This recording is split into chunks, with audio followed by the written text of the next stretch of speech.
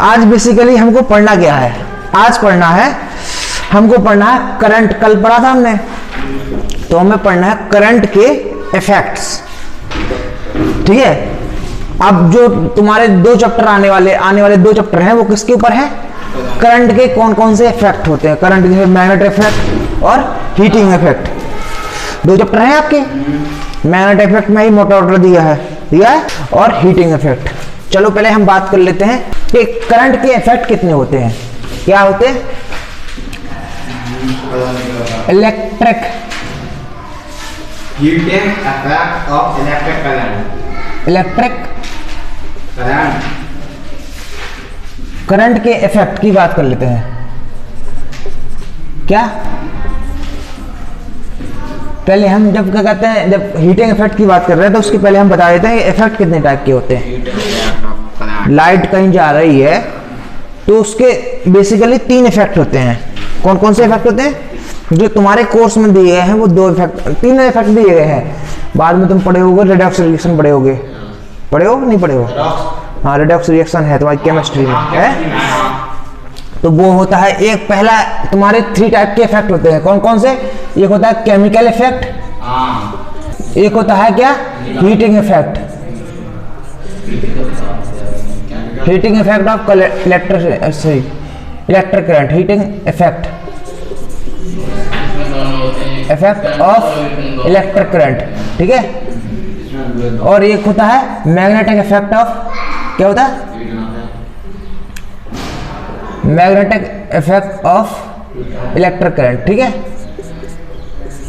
ठीक है, ये होता है। आज हम जो पढ़ने वाले हैं वो क्या पढ़ने वाले हैं, ये पढ़ला टॉपिक पढ़ने वाले हैं। कौन सा topic, heating effect of electric current, मतलब तापी विद्युत धारा का तापी प्रभाव। क्या पढ़ने वाले, हम पढ़ने वाला है विद्युत धारा का तापी प्रभाव। ठीक है, तो हम यहाँ पे कहते हैं, एक काम कर लेते हैं, हम यहाँ हिंदी में लिख लेते हैं कि विद्युत धारा का तापी प्रभाव। क्या लिखते हैं पहले इसमें। आज हम जो पढ़ने वाले हैं वो क्या पढ़ने वाले हैं, चालू है, विद्युत धारा का तापी प्रभाव, heating effect of electric current. अब हीटिंग इफेक्ट होता क्या है इलेक्ट्रिक करंट में, हीटिंग इफेक्ट। तो मैंने कल आपको बताया था कि रेजिस्टेंस, मैंने बताया था कि जैसे कोई एक वायर है, बोला था कि नहीं बोला था, एक वायर है जैसे कहते हैं ये वाला वायर, तो ये क्या है, ये कोई रास्ता है। ठीक है, तो इसमें क्या कहते हैं, ये क्या है, रेजिस्टेंस है। तो कोई इलेक्ट्रॉन जैसे होता है, ठीक है, इलेक्ट्रॉन क्या करता है,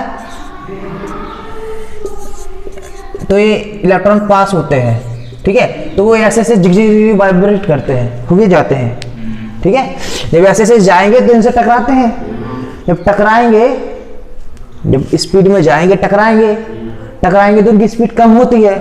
अब एनर्जी है इनमें, क्या होती है, एक एनर्जी होती है जिसको बोलते हैं हम काइनेटिक एनर्जी। कौन सी एनर्जी बोलते हैं, काइनेटिक एनर्जी, जो आप पढ़ोगे इंटर में। ठीक है, तो जो हम क्या कहते हैं, आप काइनेटिक एनर्जी होती है तो वो एनर्जी क्या कहते हैं धीमी होती है, तो उसमें एनर्जी कहीं ना कहीं लॉस होगी। जैसे हम क्या कहते हैं, कोई गाड़ी ले जा रहे हैं, गाड़ी हमारी जा रही है, ठीक है, हम गाड़ी क्या कहते हैं ले जा रहे हैं, तेज रफ्तार में जा रही है, और जाके कहते हैं एक पेड़ है उस पर क्या कहते हैं टकरा गई। ठीक है, तो वो टकरा गई तो क्या है, धुआं दे जाती है, तुरंत धुआं दे जाती है। क्यों, क्योंकि इसके एक फोर्स है और वो टकराई तो वहां से कहते हैं वो हीट के रूप में क्या हो गई, ऐसे से कन्वर्ट हो गई, ये क्या होगा, धुआं के रूप में क्या हो गई, बाहर निकल गई। ठीक है, तो धुआं क्या है, मतलब heat.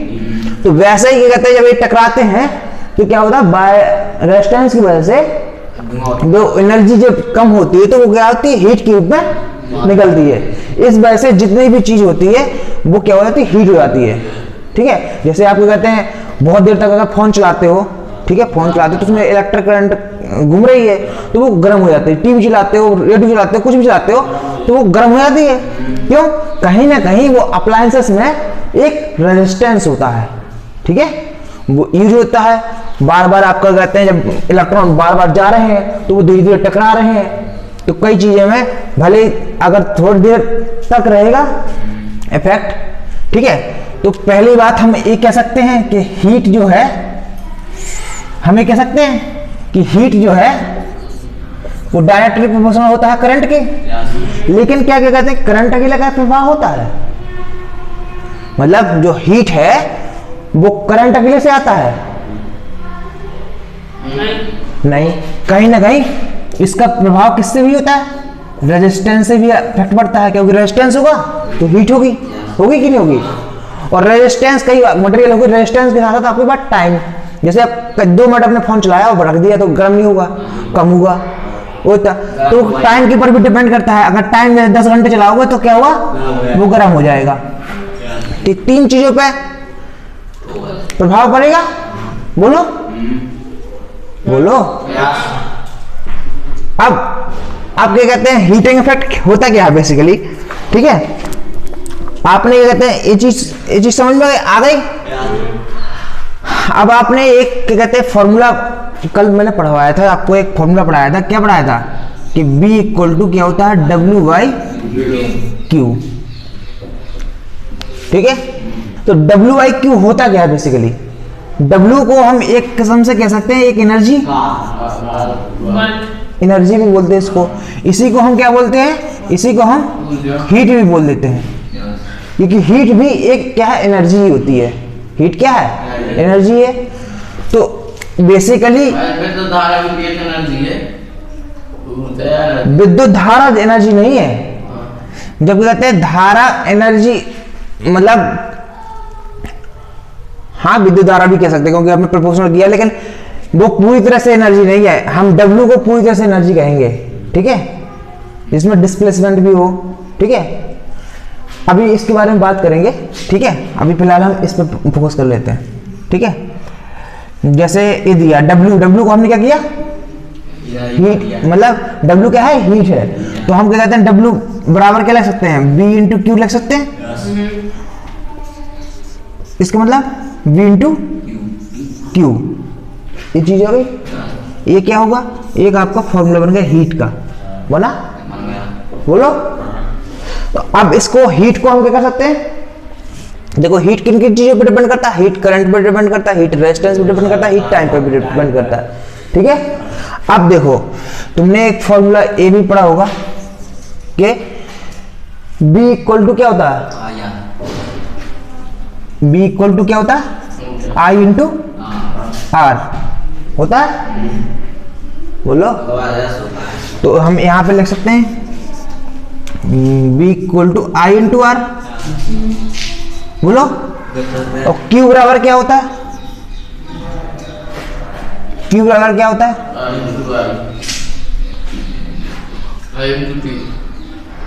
I into T, I into T, मतलब करंट और टाइम का मल्टीप्लिकेशन जो कहता है चार्ज होता है, ठीक है?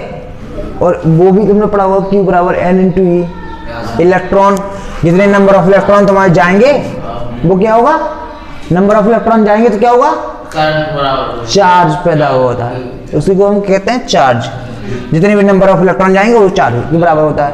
और जितनी करंट तुम्हारी रहेगी समय के साथ वो क्या होता है, तो ये चीज क्या कहते हैं। तो अब इसकी जगह हम Q की जगह पे क्या लिख दें, I इंटू टी लिख दें। तो एक फॉर्मूला बन गया, क्या बन गया, I स्क्वायर R T। तो A B आपको फॉर्मूला याद रखना है, ये आपके न्यूमेरिकल्स में काम आने हैं, ठीक है?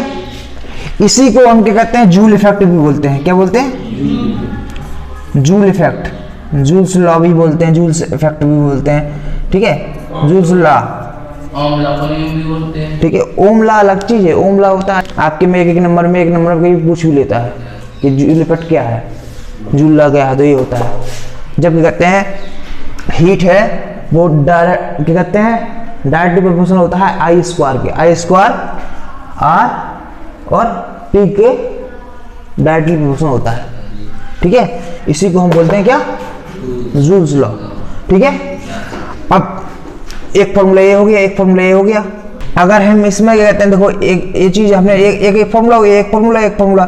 अब ये फॉर्मूले में क्यों लिखवा रहा हूँ, जहां पे जिस चीज का दिया होगा वो वहां पे वो चीज अप्लाई करोगे, ठीक है? जैसे अब इसमें हम Q अकेला रख दें तो H equal to B voltage दिया है और हमें क्या कहते हैं, क्या दिया है, करंट दिया है, टाइम दिया है। तो Q बराबर क्या होता है, I इंटू T।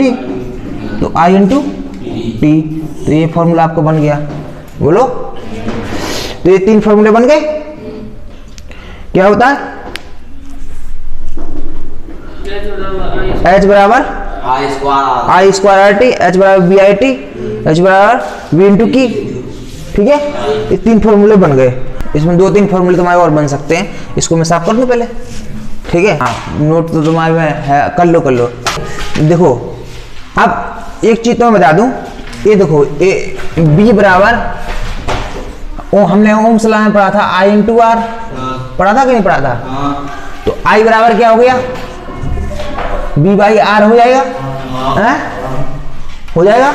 तो ये देखो फॉर्मूला ये वाला है, तो इसके में क्या लिखा है? H equal to I square R T लिखा है, बोलो लिखा है।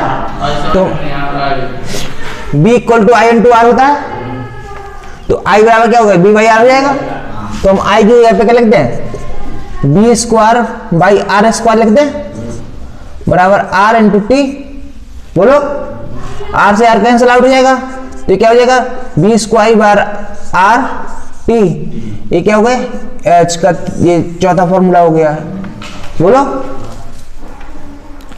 बोलो। ऐसे ही कहते हैं, जितने भी तुम्हारे जहां जहां एप्लीकेशन होंगे वहां पे हम अप्लाई करते रहेंगे। एक चीज और बता दे रहा हूं तुम लोगों को, देखो ये सारी अब बताओ, एक कैलोरी क्या? एक कैलोरी बराबर होता है 4.2 जूल। क्या होता है? 4.2 जूल। तो जितना भी एनर्जी आती है इस किस में आती है? जूल में आती है। तो अगर कैलोरी में बदलना है तो क्या कहते हैं, हमको क्या करना पड़ेगा? 4.2 का भाग करना पड़ेगा, क्योंकि ये सारी किस में आती है? जूल में आती है। और हमें कैलोरी में बदलना है तो क्या करना पड़ेगा? 1 जूल, जैसे 1 जूल बराबर कितना आएगा? 1/4.2 कैलोरी आएगी। तो हमें अगर जूल को हमें कैलोरी में बदलना है, क्या करेंगे? 4.2 का भाग करना पड़ेगा। ठीक है। तो मैं एक चीज और, जैसे ये दिया फॉर्मूला ये वाला देखा है, तो H equal to B into Q दिया है, तो हम क्या कहते हैं? B तो जो होता रहता है, Q बराबर एक फॉर्मूला होता है N इंटू ई होता है, Q बराबर क्या होता है? N इंटू ई। तो हम इसमें देखो ऐसे भी लिख सकते हैं N इंटू ई। ठीक है। और एक इलेक्ट्रॉन के लिए N की वैल्यू होगी 1, ये भी एक फॉर्मूला हो गया। तो जितने भी डब्बे में लिखे हैं सारे फॉर्मूले आप नोट कर सकते हैं, न्यूमेरिकल्स में आपको काम आएंगे। ठीक है। एक आध एग्जाम्पल ले लें सवाल को। जैसे दिया है 42 वोल्ट बैटरी, मतलब वोल्टेज कितना दिया है? B बराबर दिया है 42। ठीक है। और करंट दी है कितनी? 0.5 एम्पियर। ठीक है। बोलो कि बल्ब से प्रति सेकंड कितनी कैलोरी, टाइम कितना दिया है? 1 सेकंड। ठीक है। तो हीट उसने पूछी है, तो बताओ निकाल लोगे? निकाल के दिखाओ जल्दी। कैलोरी में बताओ ना, कैलोरी में। हाँ, जैसे ये देखो, अभी मैंने सवाल दिए 3 सवाल दिए हैं। चलो पहला सवाल बता देता हूँ। इसमें क्या दिया है? B दिया है, I दिया है, T दिया है, H पूछा है। तो B I T, तो H का फॉर्मूला क्या होता है? H equal to B I T। ऐसे ही होता है क्या? नहीं, यही होता है, BIT होता है ना, यही होता है। तो अब बस सीधा सीधा है, सब कुछ नहीं, मान लो तो 42 इंटू आई का मान कितना है? 0.5 और टाइम कितना दिया है? 1, मल्टीप्लाई कर दो तो कितना होगा? अब क्या है, ये जो आएगा मान किस में आएगा? ये जूल में आएगा। अगर हम कैलोरी में डिवाइड कर दें तो इसमें क्या होगा? 4.2 का डिवाइड हो जाएगा, बताओ। तो यहाँ 4.2 का कहते हैं हम डिवाइड कर दें, तो ये दशमलव हटाएगा तो यहाँ पे कितना आ जाएगा? 10 आ जाएगा, बोलो। तो 42 से 42 कट जाएगा, यहाँ 5 दूनी 10, तो यहाँ पे कितना आ जाएगा? 5 कैलोरी आ गया, बोलो। हो गया आंसर, यही H बराबर हीट आ गया। हीट क्या है उसमें? अब इसे एक सवाल ये दिया है, इसको करके दिखाओ, जल्दी करके दिखाइए। देखो हमें अगर फॉर्मूले याद नहीं है वैसे याद कर लेना, लेकिन कहते हैं हमें 1-2 फॉर्मूले याद होने चाहिए। जैसे हमें एक फॉर्मूला ये वाला याद है, कौन सा वाला? ये H इक्वल टू BIT।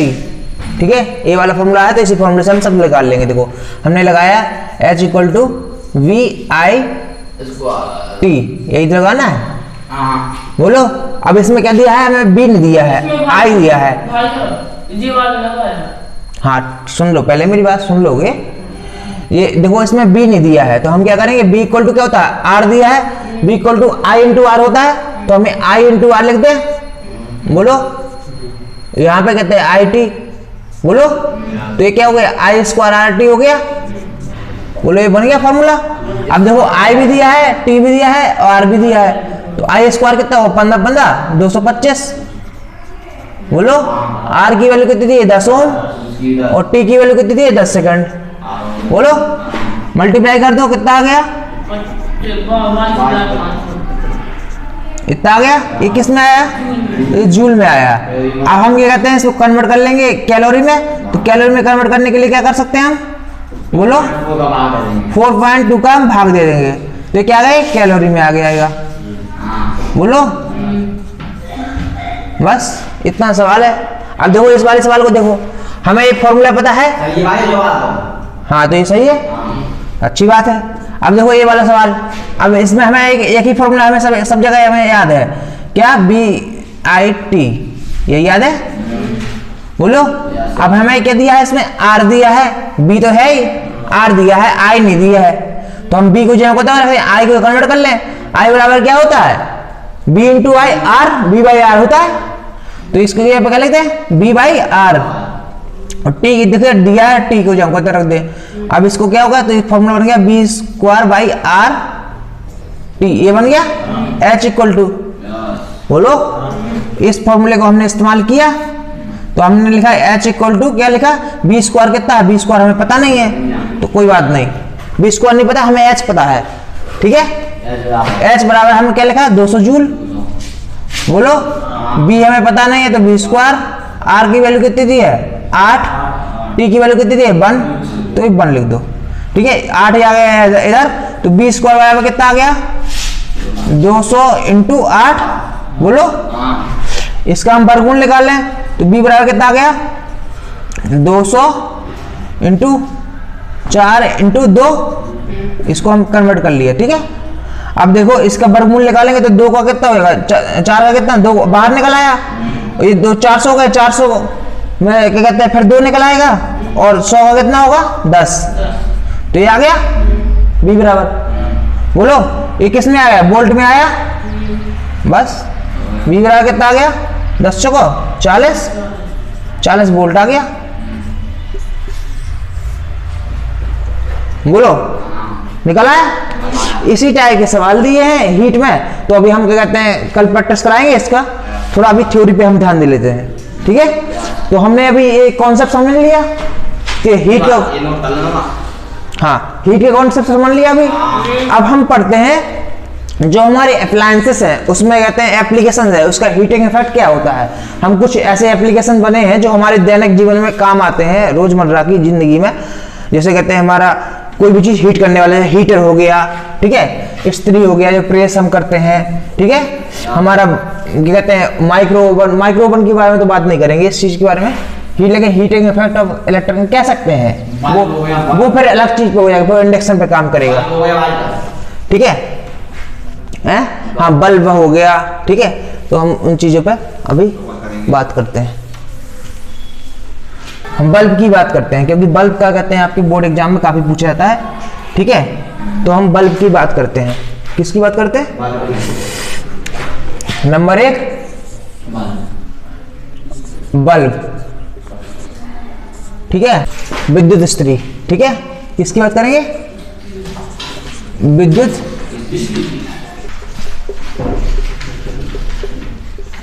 इस्त्री। और तीसरा हम बात करेंगे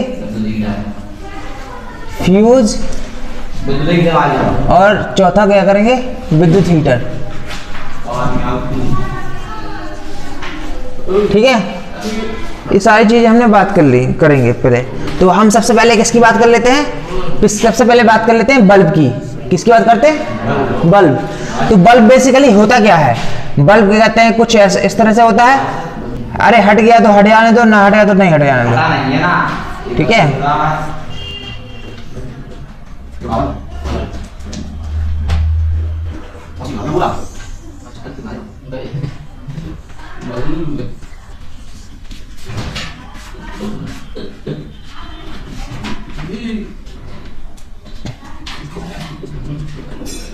कुछ इस तरह का होता है आपका बल्ब होता है। तो बल्ब में होता क्या है, ये जो बना रहता है, ये किसका बना रहता है, ये टंगस्टन का बना रहता है, ये टंगस्टन का होगा, ठीक है। अभी होता क्या है, हीटिंग इफेक्ट कैसे होता है। सबसे पहली बात, जो ये स्प्रिंग लगी है इसकी लंबाई इतनी ज्यादा होती है, बहुत ज्यादा लंबाई होती है। जब देखो लंबाई ज्यादा होगी, लंबाई ज्यादा होगी तो रेजिस्टेंस ज्यादा होगा, रेजिस्टेंस ज्यादा होगा तो हीट ज्यादा होगी। मतलब क्या होता है, आर के कहते हैं प्रोपोर्शनल किसके होता है, एल के होता है? अब दूसरी बात, इसका जो अब इसका लंबाई जो है बहुत ज्यादा है, एरिया क्या होता है, अब आर क्या होता है, बहुत क्या कहते हैं पतला होता है, वो पतला होता है तार, बहुत पतला होता तो क्या होता है, इसका एरिया बहुत कम होगा तो रेजिस्टेंस बहुत ज्यादा होगा, रेजिस्टेंस ज्यादा होगा तो हीट ज्यादा होगी, ठीक है। तो इसलिए हीट हो जाता है, बहुत ज्यादा हीट होता है, ठीक है। जब हीट ज्यादा हो जाता है तो वह जलने लगता है। जब हीट ज्यादा होगा तो एक कहते हैं ये जलने लगता है, जिसकी वजह टेम्परेचर बहुत ज्यादा हो जाता है। अब तुम्हारे दिमाग में ये बात आ गई होगी कि ये पिघलता क्यों नहीं है, पिघलता इसलिए कहते हैं इसको टंगस्टन के उससे बनाया गया है।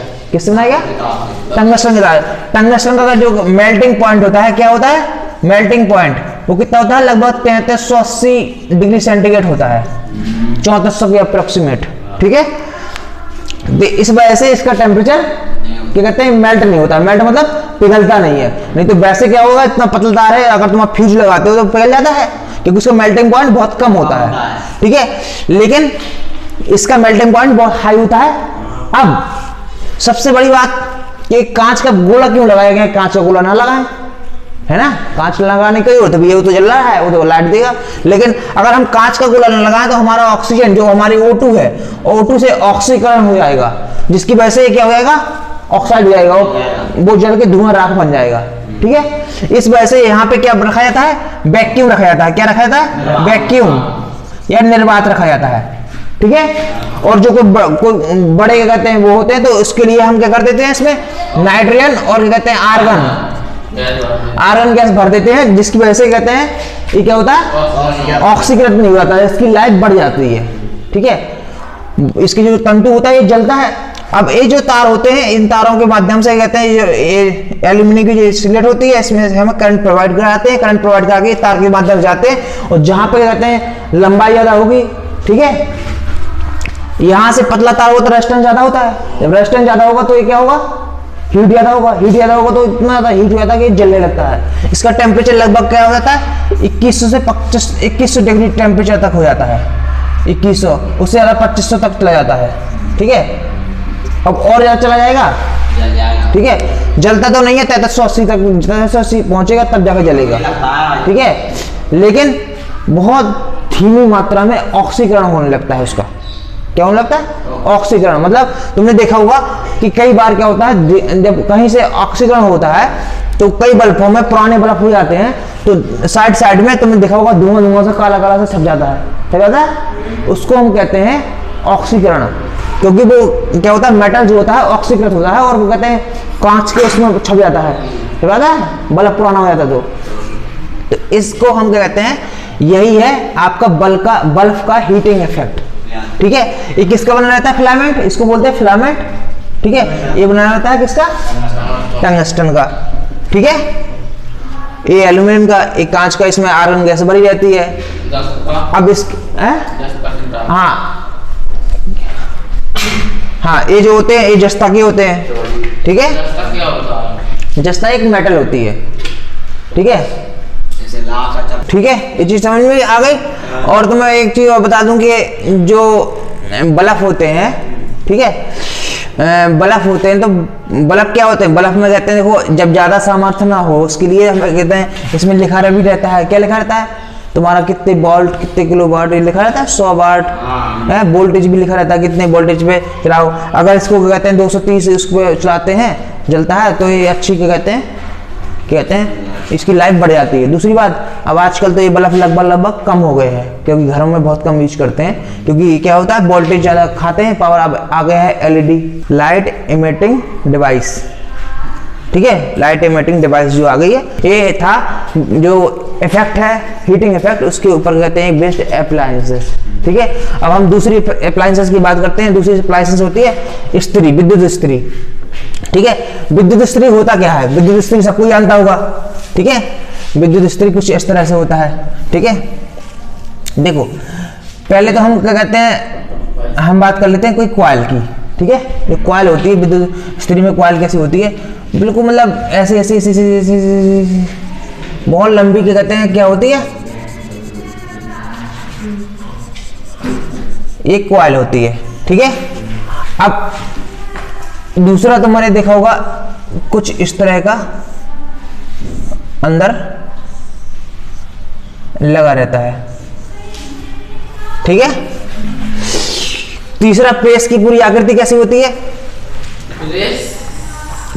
इस्त्री, विद्युत इस्त्री या प्रेस इसको बोलते हैं। इस तरह से कुछ होता है, बोलो। आजकल तो यहाँ पे कहते हैं एक टेम्परेचर वाला भी आ गया है। अब मैं बताता हूँ ये होता क्या है।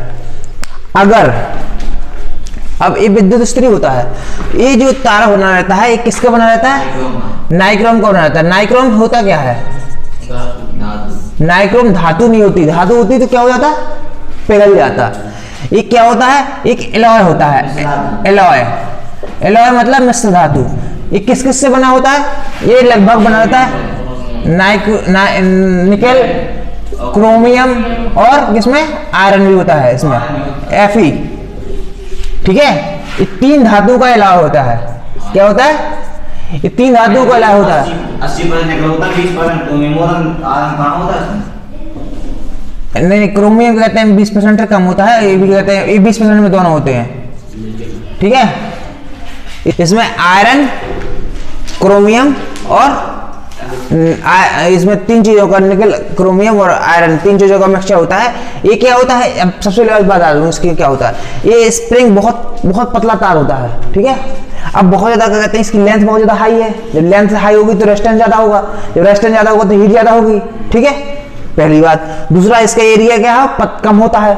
जब एरिया कम होगा तो रेजिस्टेंस और ज्यादा होगा तो हीटिंग होगी।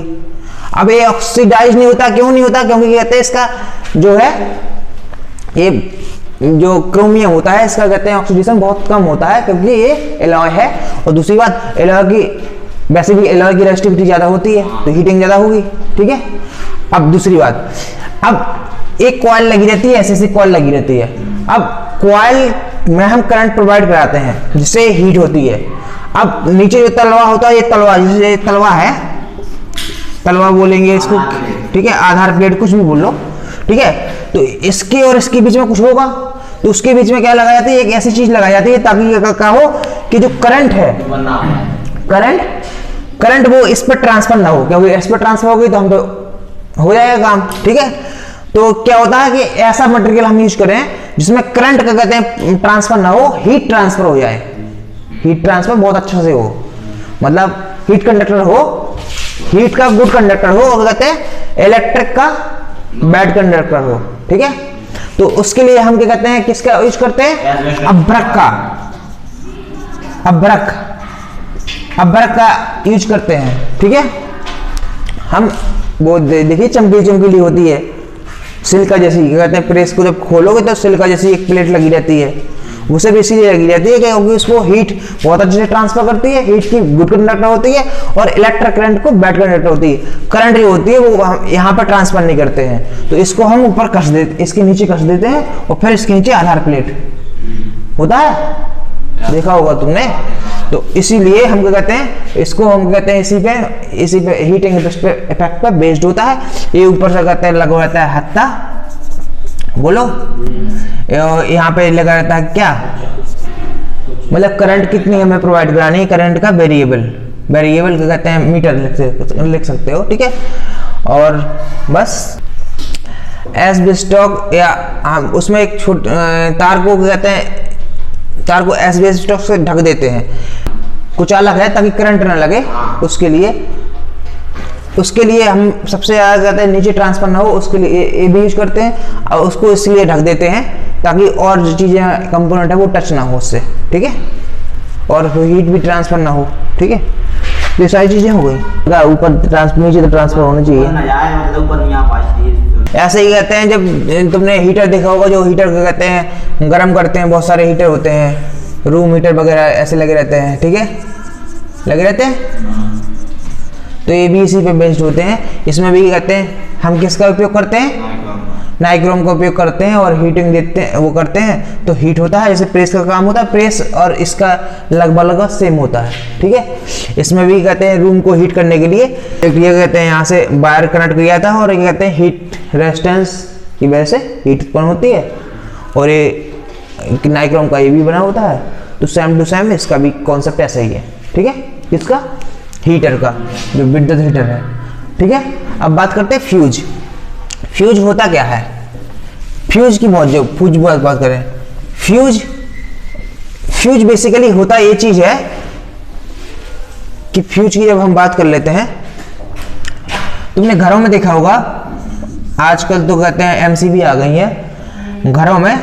एक हम कहते हैं जैसे यहाँ पे पिन लगी रहती थी, ठीक है, पिन लगी रहती थी, पिनों के बीच में कहते हैं क्या लगा देते थे, एक पतला सा तार लगा देते थे, ठीक है, और यहाँ से मेन सप्लाई होती थी, ठीक है, करंट की क्या होती थी, करंट की मेन सप्लाई होती थी, और इसमें से जाया करती थी। अब ये जो बना रहता है वो किसका बना रहता है, निकिल, ये प्योर कॉपर का नहीं होता था, क्या होता है, कॉपर निकिल का बना रहता था, ठीक है।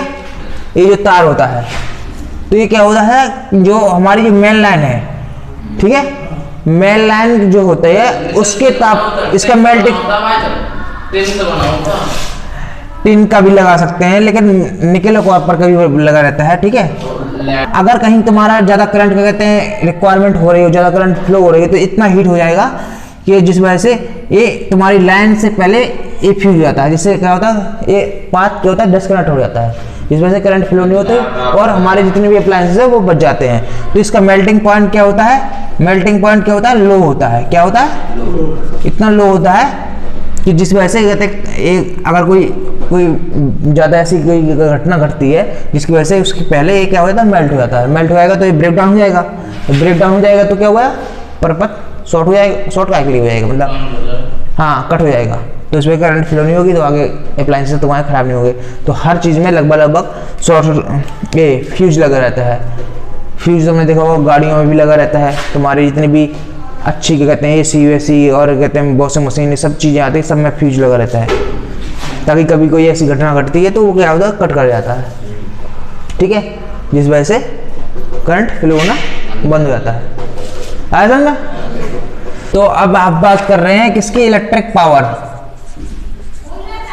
पावर को हम कितनी से रिलेट करते हैं, इसको क्या करते हैं, सामर्थ्य भी बोलते हैं, क्या बोलते हैं, सामर्थ्य भी बोलते हैं और शक्ति भी बोलते हैं, ठीक है, ठीक है।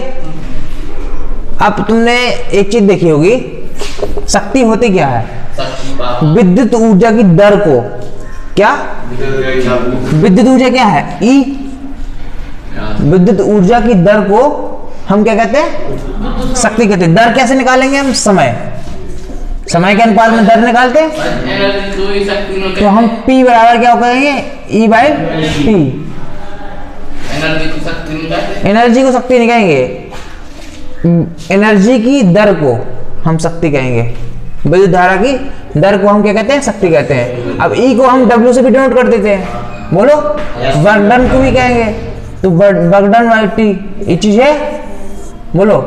तुमने देखा होगा हाँ एच भी लिख सकते हैं कि यहाँ पे P इक्वल टू, यहाँ पे एच भी लिख सकते हैं। अब हम एक चीज तुम्हें बता रहे थे, हाँ तुमने घरों में देखा होगा, वो आते हैं ऐसा लिखा रहता है 1 किलोवाट, ये लिखा रहता है 1 किलोवाट घंटा, तो इसमें क्या होता है, किलोवाट घंटा, किलोवाट घंटा, तो बेसिकली यही चीज है, किलो वाट घंटा के बारे में अभी कॉन्सेप्ट समझाऊंगा कि कैसे होता है। जो यूनिट कहते हैं ना, 10 यूनिट खर्च हो गई, 5 यूनिट खर्च हो गई, इतने यूनिट माफ है, इतने यूनिट क्या कहते हैं, तो वो किलो वाट घंटा ही होता है। ठीक है, अब बात करते हैं जैसे एक फॉर्मूला देखो, जो तुम्हारा ये हो गया। अब तुमने दूसरा क्या हो गया, P इक्वल टू W/T। अब तुमने ये W बराबर लिखा देखा, W बराबर क्या होता है, W बराबर क्या होता है, W बराबर हमने Q इंटू बी लिखा, बी पढ़ा है, क्या बोल लिखा Q इंटू बी, बोलो W बराबर क्या होता है, BRT भी होता है। तो ये सारी चीजें तुम लिख सकते हो। W बराबर क्या होता है, BIT अपॉन T, टी काट दो, क्या B होगा, B बराबर क्या होगा, B इंटू आई, बोलो। तो ये भी तुम्हारा फॉर्मूला बन गया। ऐसे तुम्हारे बहुत सारे बन सकते हैं। P इक्वल टू क्या रखते हो, इसको क्या रखते हो, B बराबर क्या होता है, I इंटू आर, तो आई स्क्वायर आर T कहाँ से आ गया, अभी इसमें फॉर्मूला रखना है, B square R, I square R हो गया, ये भी फॉर्मूला बन गया। तो ये क्या है, ये सारे के सारे फॉर्मूला आपके कहते हैं उसके ऊपर काम करेगा। T का तो डिवीजन है ना, P इक्वल टू क्या होता है, W/T होता है। ठीक है, अब इसी को हम क्या कहते हैं, किसके फॉर्म में लिख सकते हैं, बोलो किसके फॉर्म में लिखना है। और तो ये सारे फॉर्मूले हैं, इसी के बेस पे हम सवाल करेंगे। ठीक है, अब एक चीज और तुम बता दूं, 1 किलोवाट घंटा, अब देखो किलोवाट घंटा, किलोवाट क्या होता है, वाट क्या होता है, वोल्टेज नहीं होता है, किलोवाट वाट होता है, कहते हैं वाट। हम इसकी यूनिट क्या होती है, पी की यूनिट क्या होती है, पी की यूनिट क्या होती है, वाट होती है। ठीक है, अब दो BIT कहाँ, मैंने इसको लिखा था, BIT कहाँ लिखा, P इंटू T कहाँ है, ये दिया है। ठीक है, अब 1 किलोवाट घंटा बराबर कितना होता है, 1000 वाट होता है। ठीक है, एक वायुमंडलीय दाब बराबर कितना होता है, हॉर्स पावर भी कहते हैं, एक हॉर्स पावर बराबर कितना होता है, 740 वाट। कितना होता है, एक हॉर्स पावर बराबर कितना होता है, 740 वाट।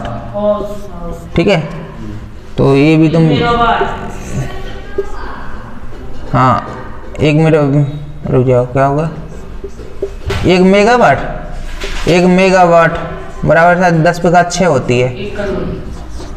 ठीक है, इन चीज़ों को, इन फॉर्मूले को रख लो, आगे आपके काम आने के। जब हम किलोवाट निकालते हैं, किलोवाट मतलब ये, अगर हम कहते हैं इसको हम ऐसे ना करके यूनिटों की संख्या लिख सकते हैं, यूनिटों की संख्या, या हम कहते हैं किलोवाट भी लिख सकते हैं। क्या बोलते हैं, किलोवाट घंटा बराबर तो क्या होता है, वाट इंटू हावर अपॉन 1000। अब वाट क्या होता है, V इंटू आई, P बराबर V इंटू आई होता है ना, V इंटू आई इंटू H अपॉन 1000। ठीक है, इसका मतलब क्या है, जैसे हमें निकालना है 1 किलोवाट घंटा बराबर, तो 1 किलोवाट मतलब क्या है, हम कहते हैं क्या निकालेंगे।